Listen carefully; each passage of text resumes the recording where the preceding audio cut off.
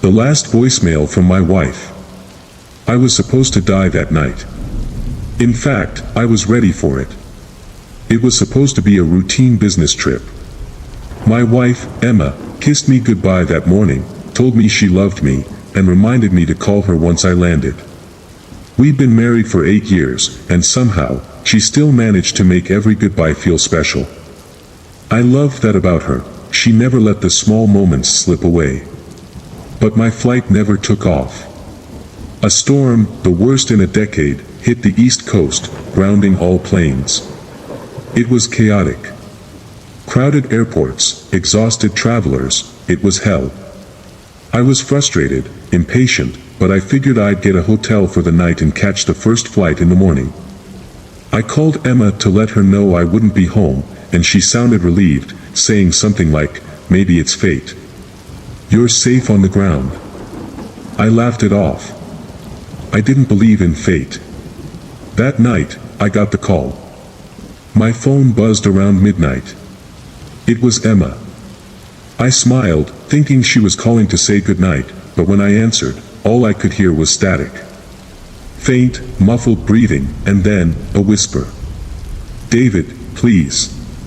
Her voice was shaky, panicked, barely audible over the interference. My heart immediately dropped. Something was wrong. I tried shouting her name, but the line went dead before I could get a response. I dialed her number again. No answer. I called 3 more times. Nothing. I was sitting in that hotel room, staring at my phone, trying to convince myself that maybe it was a bad connection. But the sound of her voice, it was raw fear, something I'd never heard from her before. I grabbed my things and rushed to the car rental desk. It didn't matter that it was a 4-hour drive back home. I had to get there. Something deep inside me told me I had no time to waste. The drive felt like a blur, endless miles of dark highway, rain slamming against the windshield, headlights barely cutting through the storm. All I could think about was Emma. Was she in danger? Was someone in the house? A break-in, maybe? Finally, I pulled into the driveway. The house was dark, but the door was slightly ajar. I bolted inside, calling out her name. No answer. I checked every room, every corner, but there was no sign of her. No signs of struggle, no shattered glass, no overturned furniture. Just nothing. Then my phone buzzed again. A voicemail. My blood ran cold when I saw it was from Emma. Hands trembling, I pressed play. At first, it was just static again, but then her voice cut through. "David, don't come home." I froze. "Please," she continued, "don't come back here. I love you, but it's too late. They're here. They've always been here. I tried. I tried to stop them, but I can't anymore. They want you. And if you come home, they'll take you, too." Her voice broke into a sob. "I'm so sorry. I love you. Don't." The message abruptly ended with a loud, bone-chilling scream. It wasn't Emma's scream, it was something else, something inhuman. Something that echoed through the static like it didn't belong in this world. I stood there in the hallway, the voicemail replaying in my head. It made no sense.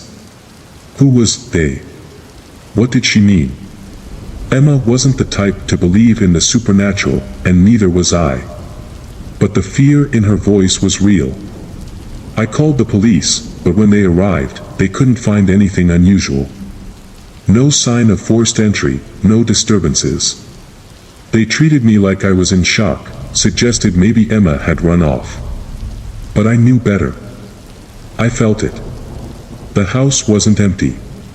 It was watching me, waiting for me. I spent that night in a hotel. I couldn't stay there, not after what I heard.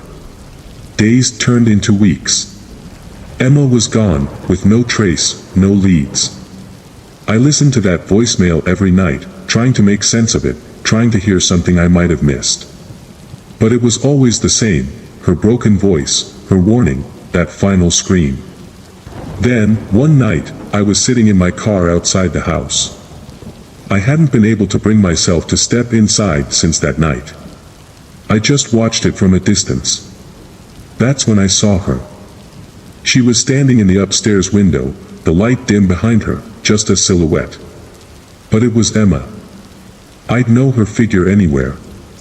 My heart jumped into my throat. She was alive. She had to be. I bolted from the car, running to the front door. It was locked, but my hands shook as I fumbled with the key, desperate to see her, desperate for an explanation.